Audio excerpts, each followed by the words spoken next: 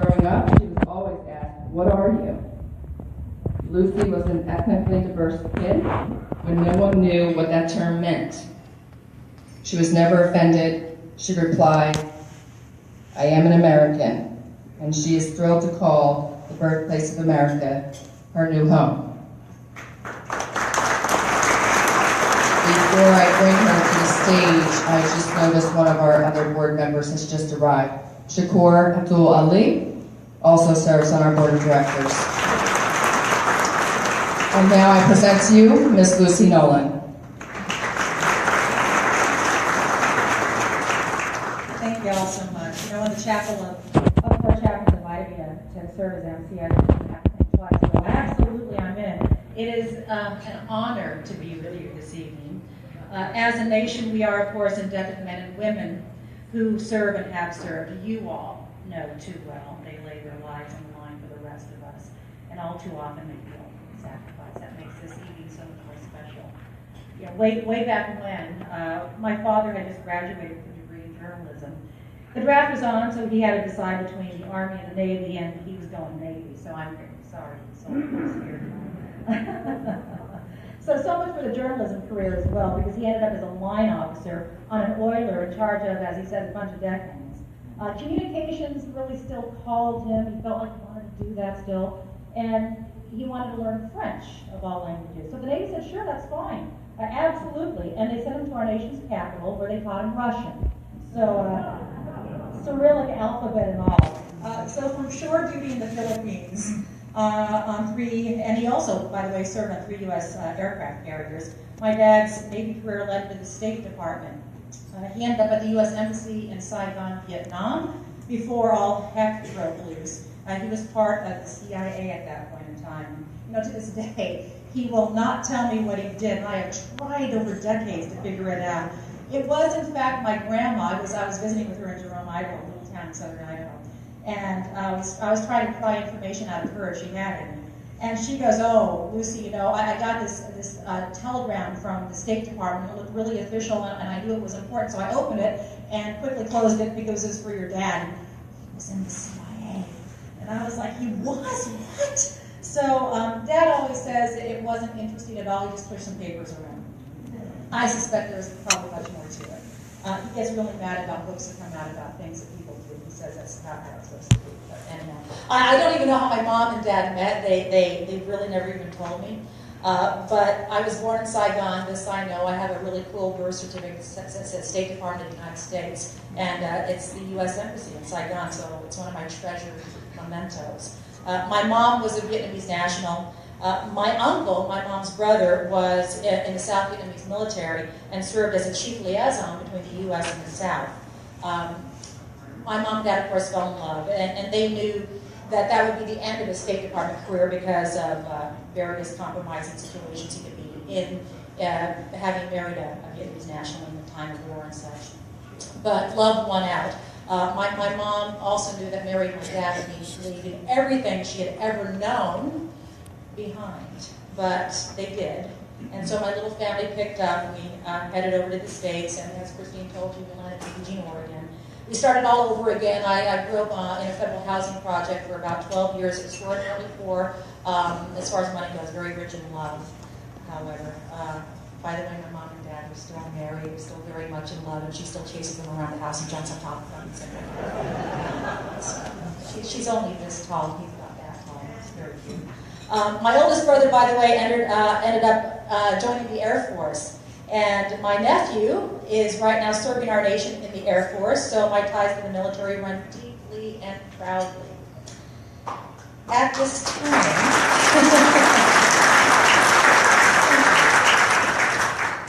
time, I'm not going to bore you with me anymore. Let's bring up Ralph Galati, a former POW, United States Air Force. Ralph will explain the POW MIA table display that you see right here. And Ralph is, by the way, St. Joe University's Director of Veteran Services and also 2015's Gold Medallion recipient.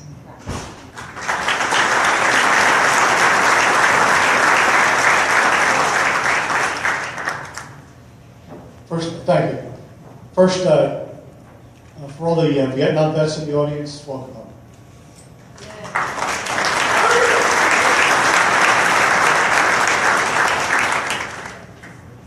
to explain the meaning of the items on the special table that's in front of me, the Sudan table. The table is round to show our everlasting concern for our missing men.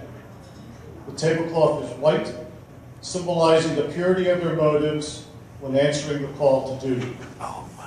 The single red rose, displayed in a vase, reminds us of the life of each of the missing and the loved ones and friends of these Americans who keep the faith, awaiting answers.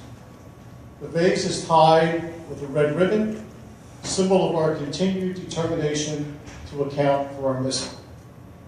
A slice of lemon on the bread plate is to remind us of the bitter fate of those captured and missing in a foreign land.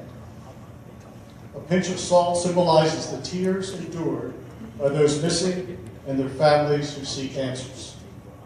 The Bible represents the strength gained through faith to sustain those lost from our country, founded as one nation under God. The glass is inverted to symbolize their inability to share this evening's toast. The chair is empty, they are missing.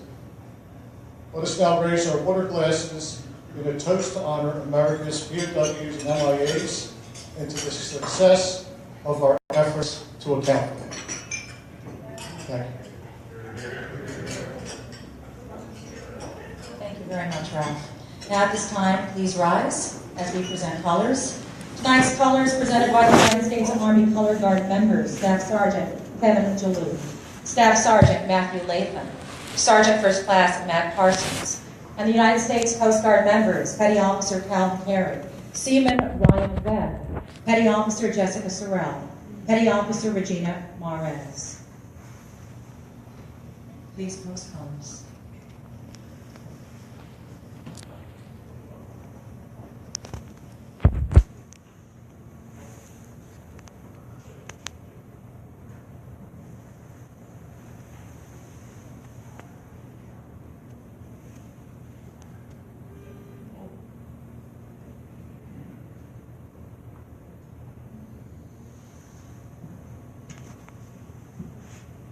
Oh, say, can you see by the dawn's early light what so proudly we hailed at the twilight's last gleaming, those broad stripes and the brightest stars through the perilous fight. For the ramparts we watched were so gallantly streaming, and the rockets' bright glare, the bombs bursting in air, gave proof through the night that our flag was still there. Oh, say does that star-spangled banner yet wave?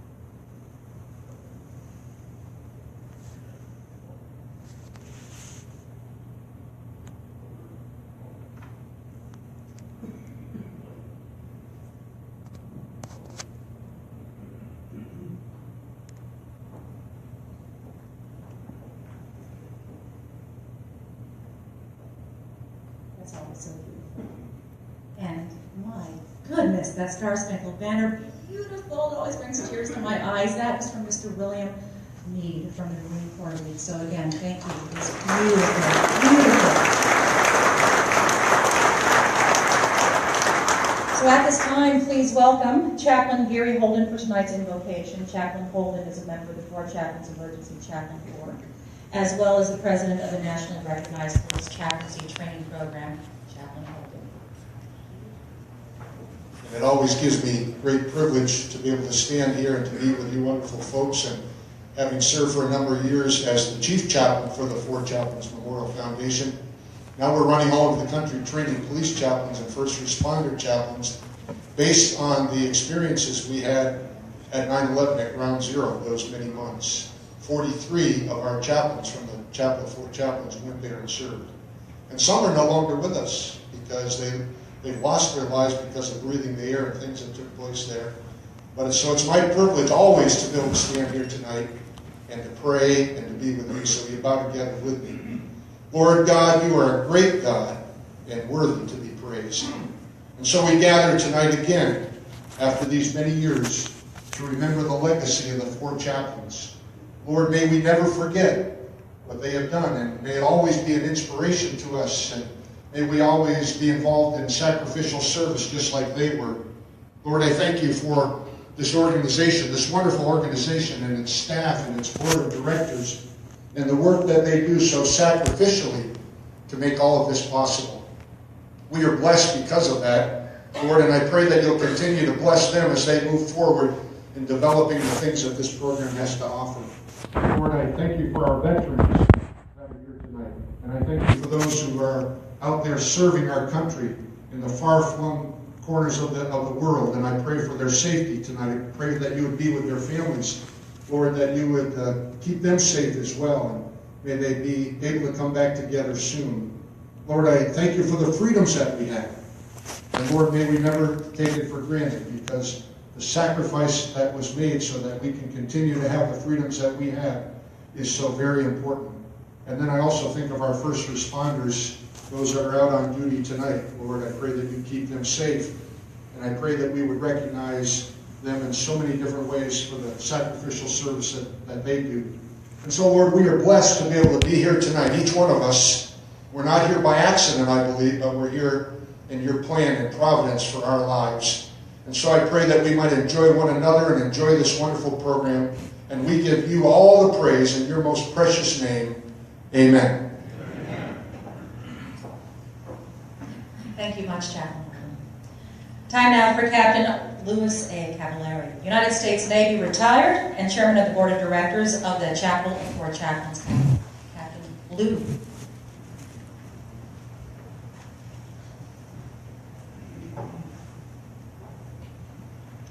Please be seated.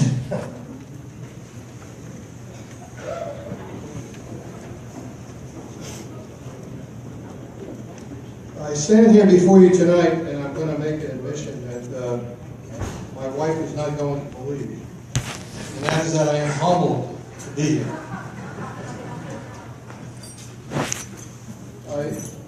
I want to say that tonight is Four Chaplains Day, actually, and it's celebrated supposedly all over the country, and that's a true statement, because I can't tell you in how many places they are remembering the Four Chaplains and the men and one woman of the Dorchester tonight, all over the country.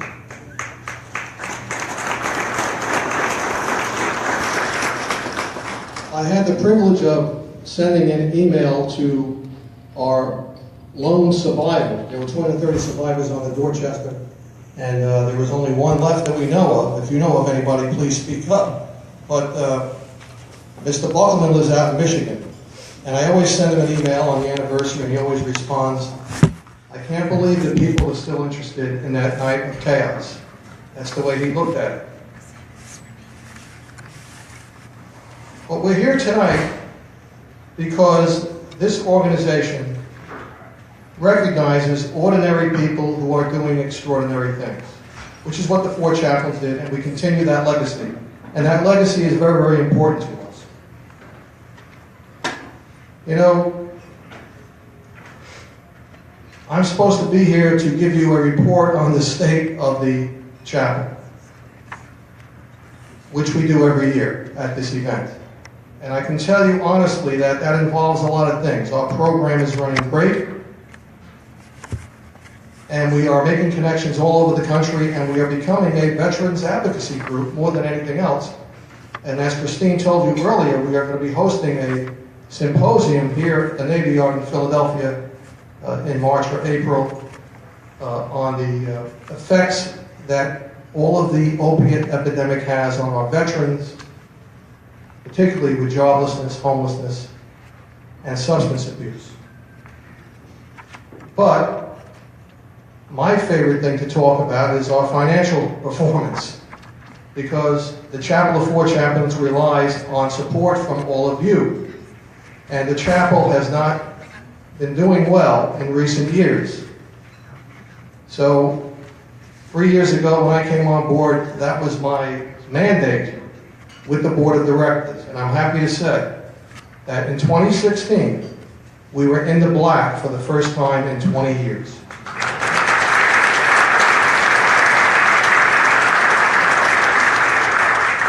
Now, I say that because it's important that we continue this legacy that we have. This legacy has been placed on our shoulders, and there's only one survivor left.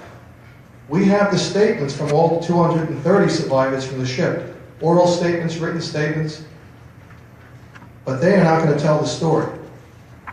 This story will continue only if we tell it. And that's why we have a scholarship program to get young kids to write essays to tell that story about ordinary people doing extraordinary things all over this country. And I can't tell you how many people I meet. I don't know what it is that motivates me more.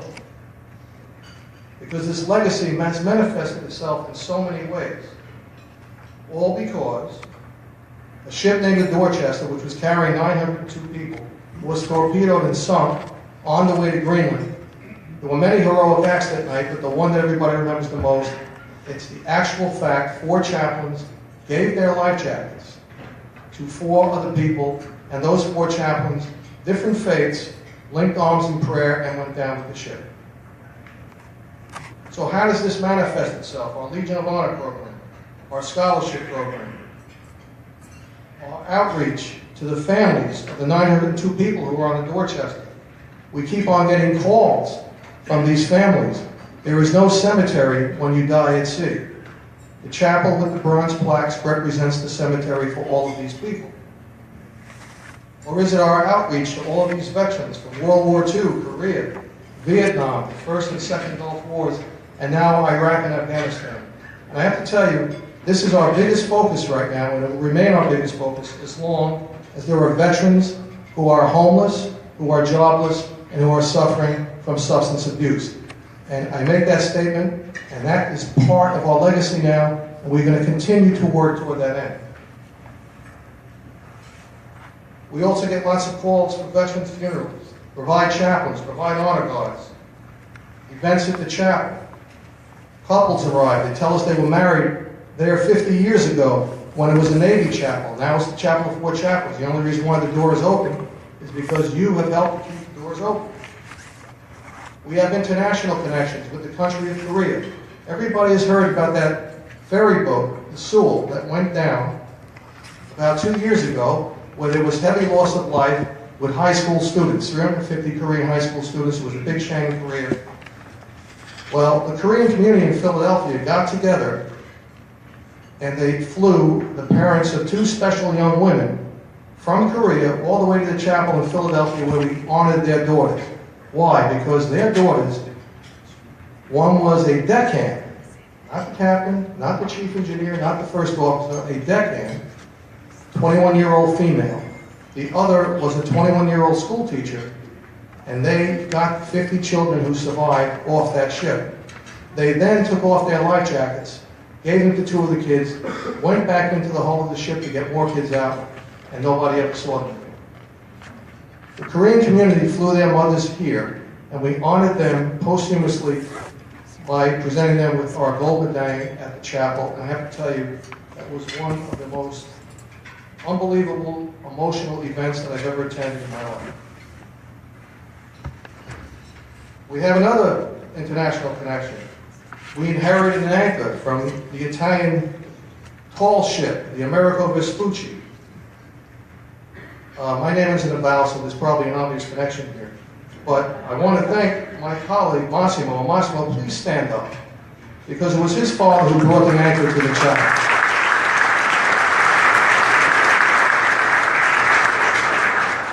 That anchor will be placed in front of the chapel as a memorial to all of those lost at sea, on land, or in the air on May 20th. It's in your program book. Or is this legacy really on my program because of something like this? A young man who's the grandson of a Merchant Marine chief officer, and by the way, the Dorchester was a ship that had a merchant crew. It was a USAT ship, as much as it is difficult for me to admit that. It was an Army ship, not a Navy ship. But the crew was Merchant Marine. And we are honored here to have tonight with us the grandson of the chief officer. He comes and connects to the chapel because he has this model that his grandfather made of the Dorchester. And I'd like to call Steve Callahan up here right now with my very good friend Bruce Herschel. Kid, can you please accompany Bruce up with you to go right over here to the table where the model is. We're going to unveil it in a minute. The reason why I'm inviting Bruce up here with us is because Bruce, when he was 4 years old, sailed on the Dorchester when it was a commercial liner. And Bruce, Steve's grandfather, was probably the chief officer that night.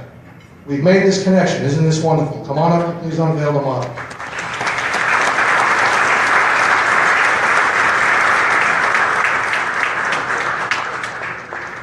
We have a picture of the Dorchester behind me here. We have a picture of the Coast Guard cutter Comanche picking up survivors here. So we have a ship that had Army Air Corps on it, U.S. Army, Coast Guard, Navy Armed Guard, including several Marines, and a Merchant Marine crew, all of the best of America serving that night. Please unveil the model of the USAT Dorchester when it was the SS Dorchester.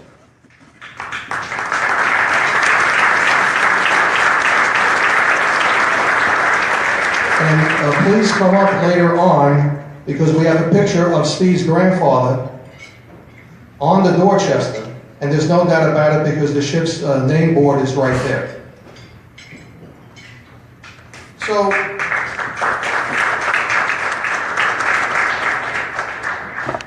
what I'm trying to say is that out of the blue, all of a sudden, all of these people are coming to us for lots of different reasons.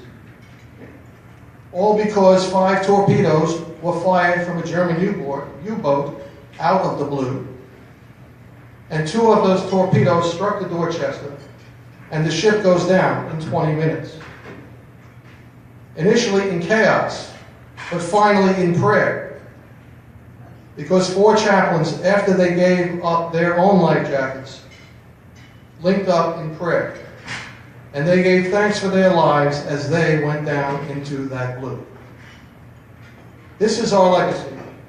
This is what we are celebrating here today. And this is what we celebrate at the Chapel for Chaplains every day. We celebrate this legacy by reaching out and linking up with so many veterans and with so many ordinary people who are doing extraordinary things. And that is the key. Our Legion of Honor program gave out over 250 awards last year. And this year, we have already slated to give out 80 awards. So many ordinary people across the country who have a life jacket who are giving it to somebody else. They are doing extraordinary things.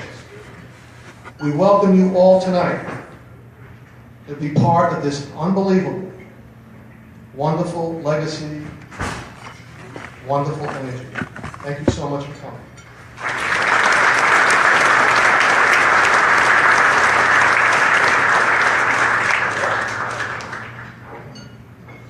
so much, Captain Luder.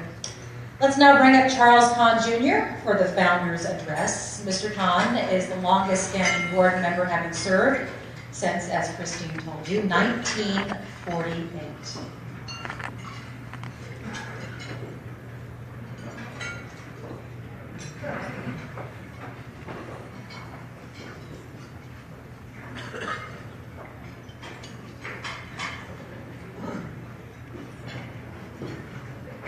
First and most important, I would like to welcome all of you.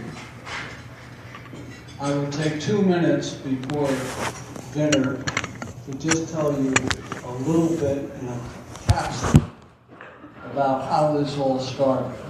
Because it started in Philadelphia.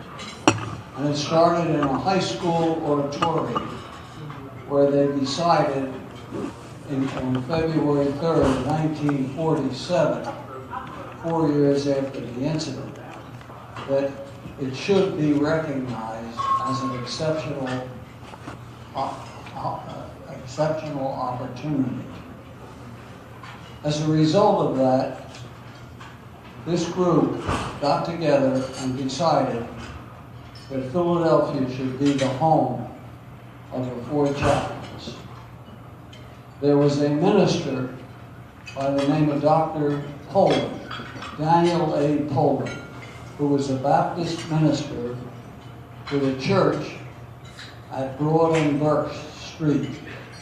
It is now part of Temple University, but it was a church that was chaired by Dr. Daniel Poland, whose son, Clark Poland, was one of the 4 chaplains.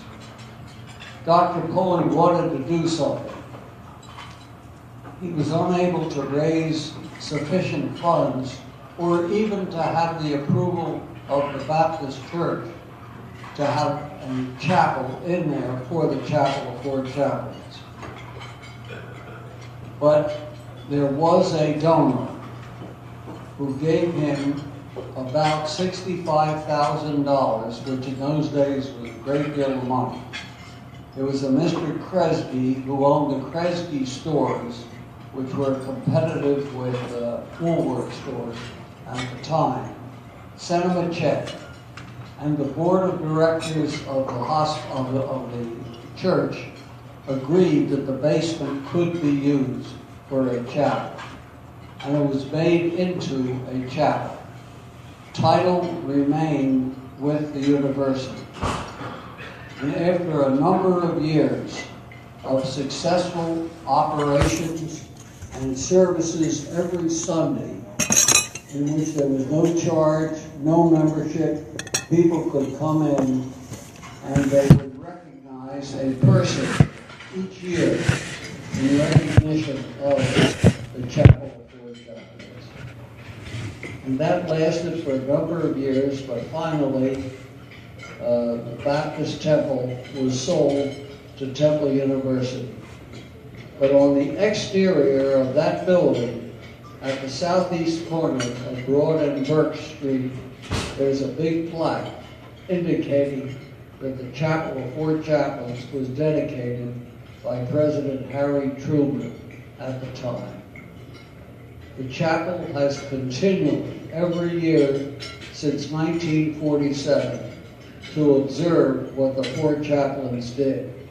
Not so much because of the heroics, but because there's nothing that better illustrates the commitment of Americans to equality, to service, than what happened with the Chapel of 4 Chaplains and those particular 4 chaplains who, independently of each other, gave up their life reservers, gave up their clothing and everything. And there were witnesses at that time, in excess of 400, who saw them go down with the ship.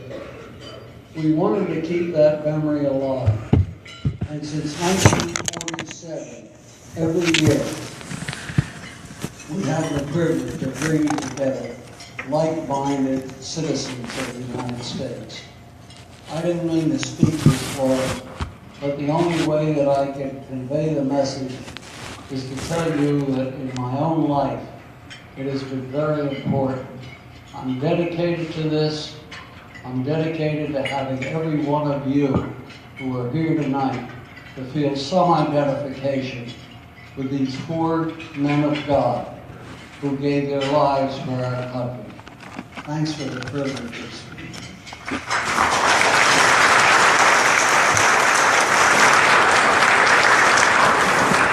Mr. Khan, thank you so much. Time now to recognize the 4 chaplains in the front of the room and ask Chaplain Lieutenant Colonel Boguslaw Augustine, Chaplain Colonel James Driscoll, Chaplain Major Kevin Wainwright, and Chaplain Lieutenant Colonel Shmuel Felsenberg to come forward and read the bios of the 4 chaplains, along with Lynn Chickering, Andrew Calandrillo, Perry Messick, and Charles Kahn, who will light the eternal flame for each chaplain. And we would also like Sergeant First Class Lee Hendricks and Master Sergeant Bill Kemper to come forward for the bell ringing and remembrance.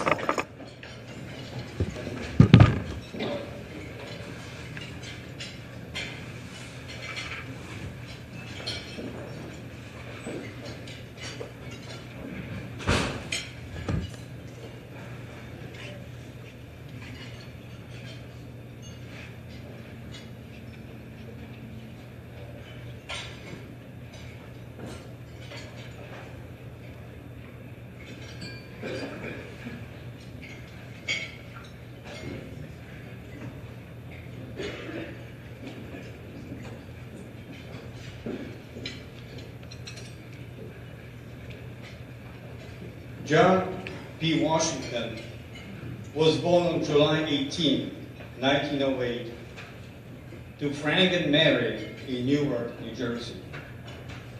John had 2 sisters and 4 brothers. Times were tight for a poor immigrant family, but John helped out by taking a newspaper route and to make extra money. By the 7th grade, he felt strongly about becoming a priest. During the previous year, he became an altar boy, and his priestly destiny was in process. After graduating in 1931 from Seton Hall in South Orange, New Jersey, John entered Immaculate Conception Seminary in Darlington, New Jersey, and began his priestly formation. He received his minor orders on May 26, 1933, and served as a sub-deacon at all solemn masses. Later on, John was ordained a deacon on December 25, 1934, and he was also elected a prefect of his class. At the conclusion of his seminary training, Deacon John was ordained a priest on June 15, 1935. Over the next 6 years, he was assigned to several parishes in New Jersey, with his last assignment at St. Stephen's in Cary, New Jersey. Father Washington received his appointment as a chaplain in the United States Army shortly after the December 7, 1941 attack on Pearl Harbor, and went on active duty on May 9, 1942. He was named Chief of Chaplains Reserve Corps at Fort Benjamin Harrison, Indiana. In June 1942, he was assigned to the 76th Infantry Division in Fort George G. Meade in Maryland. Father Washington was then reunited with Chaplain Good, Pauling, and Cox at Camp Milan Standish in Taunton, Massachusetts, for their fateful trip on the USAT Rochester. Father Washington was posthumously awarded the Purple Heart and Distinguished Service Cross.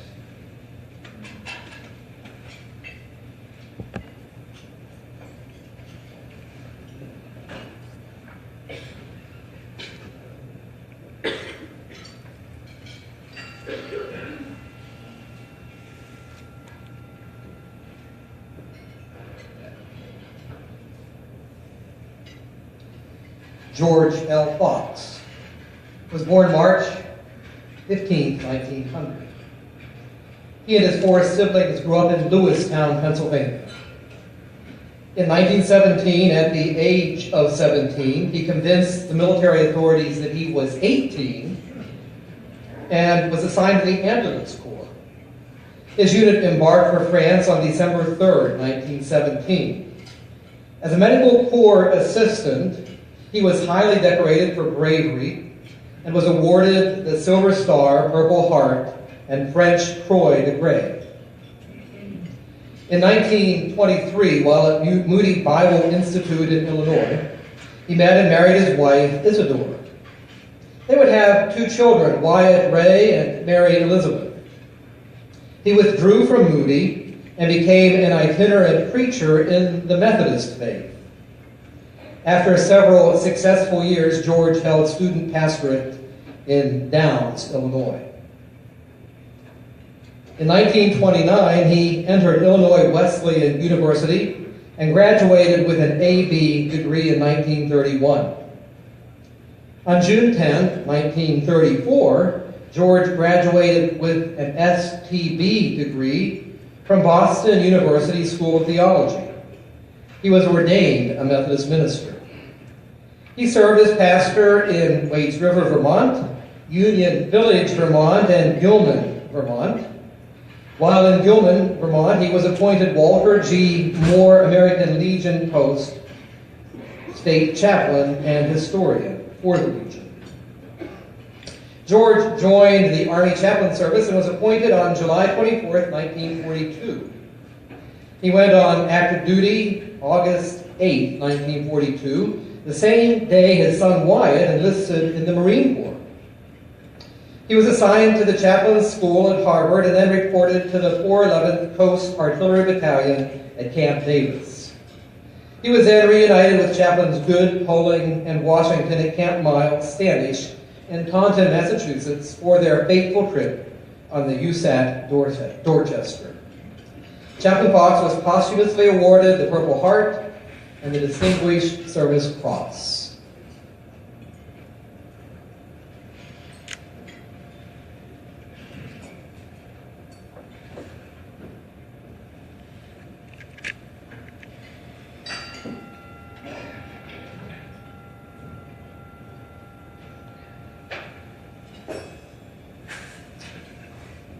Clark B. Poling was born August 7, 1910, in Columbus, Ohio.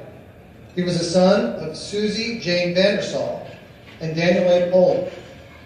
Clark's siblings were Daniel, Mary, and Elizabeth. Their mother died in 1918. Clark's father was an evangelical minister, and in 1936 was rebaptized as a Baptist minister.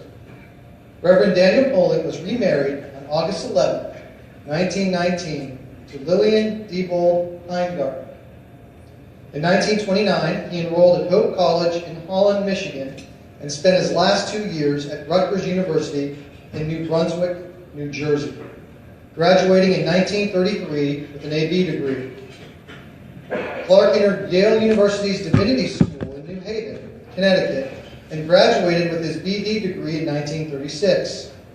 He was ordained in the Reformed Church in America. His first assignment was the First Church of Christ, New London, Connecticut. Shortly thereafter, he accepted the assignment of pastor of the First Reformed Church in Schenectady, New York. Clark was married to Betty Young, and they had 2 children. With our country now at war, he decided to become a chaplain.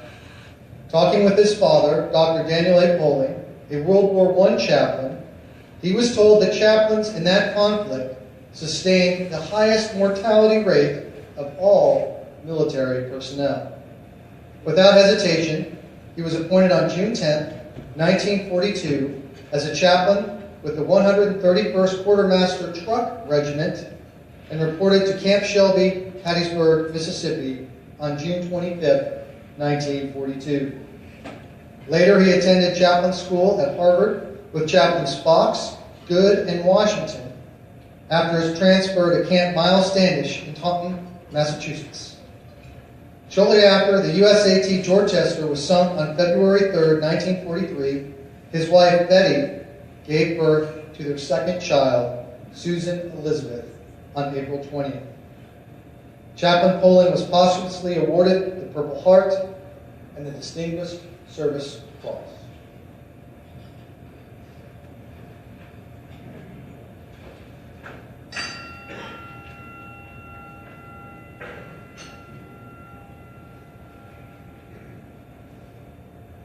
Alexander D. Good was born in Brooklyn, New York on May 10, 1911.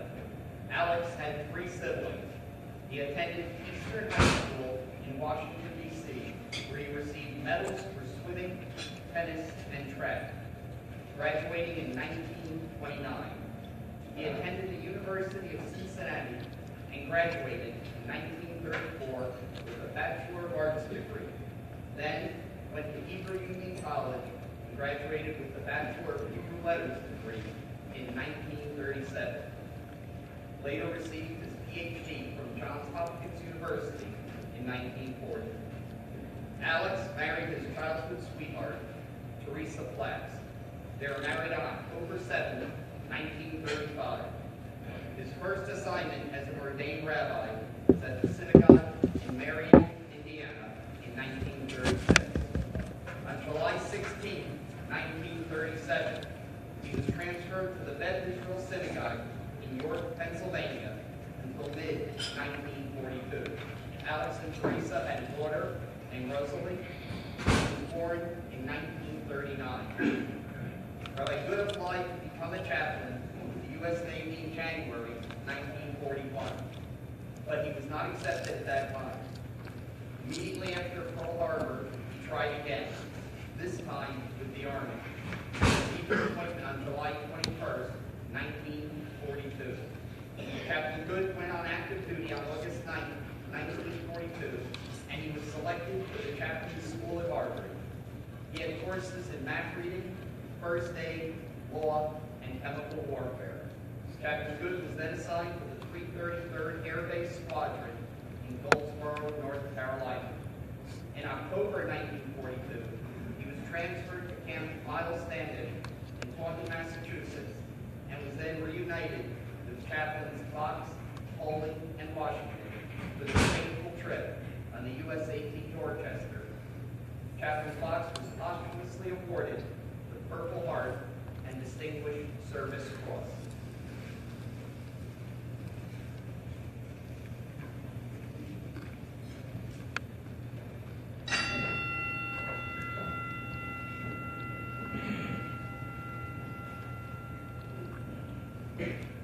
At this time, we'd like to render honors one final time to the 4 chaplains who gave their lives and saving others. So at this time, please stand.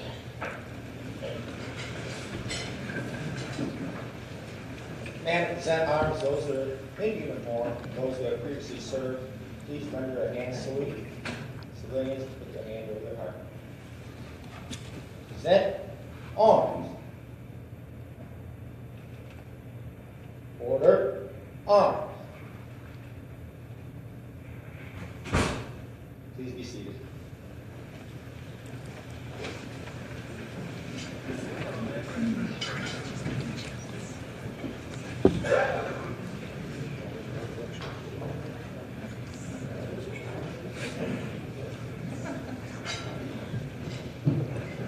Just going to say a few words before we continue on with our program.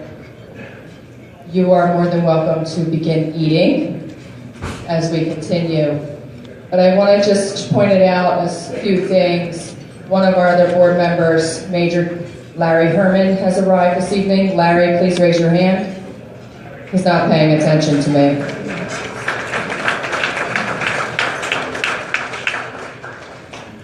Also, the Girl Scout cookies that were out in the vestibule, for those of you that didn't get a chance to look at them, we do have a few boxes, and the project behind that are the Girl Scouts are doing cookies for troops. If you are interested, you can either buy a box of cookies or make a donation so the Girl Scout troop, can send boxes overseas to our troops. So that table is still out there. The girls have gone home for the evening, but that is still out there, and you can reach myself or any one of the volunteers to help out. And then lastly, we also have a silent auction in the room back here. That will be going on throughout the evening. And if you have any questions, we'll be more than happy to help you with those. And Lucy?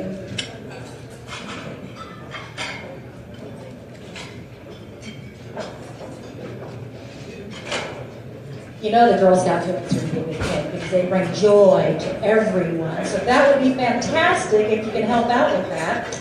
All right, so now let's bring back up Captain Lou to introduce the keynote speaker, Chaplain Major General Paul K. Hurley, Chief of Chaplains of the United States Army.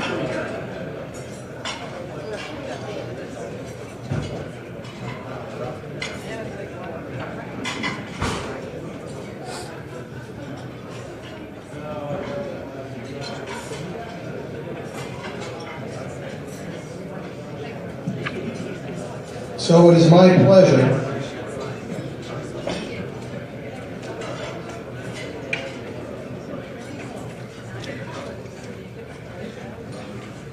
Scott Brown.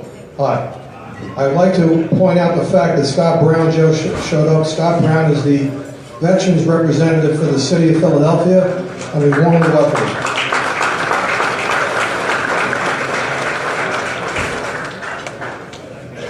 You know, as Christine mentioned earlier, we have never had a Chief of Army Chaplains attend one of our events. But how appropriate is that we have the person whom I think is responsible for the biggest parish that I know with us here tonight. Chaplain Hurley has multiple assignments. They're all in your program. You can read about them. But I just want to point out that Chaplain Hurley has been assigned to Afghanistan and Iraq and Korea at least 6 times.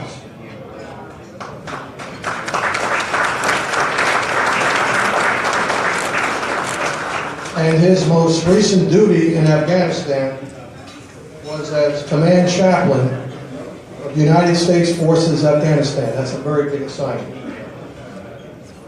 Chaplain Hurley, we know the connections are obvious. We welcome you here tonight, and we invite you to come up now and join us in this wonderful gathering. Thank you.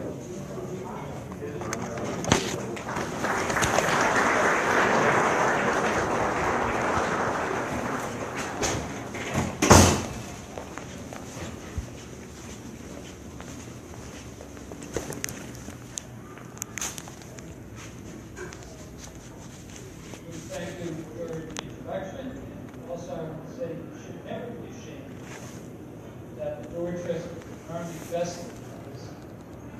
The Army actually has more boats than the Navy. You know that? Thank you everyone for tuning in.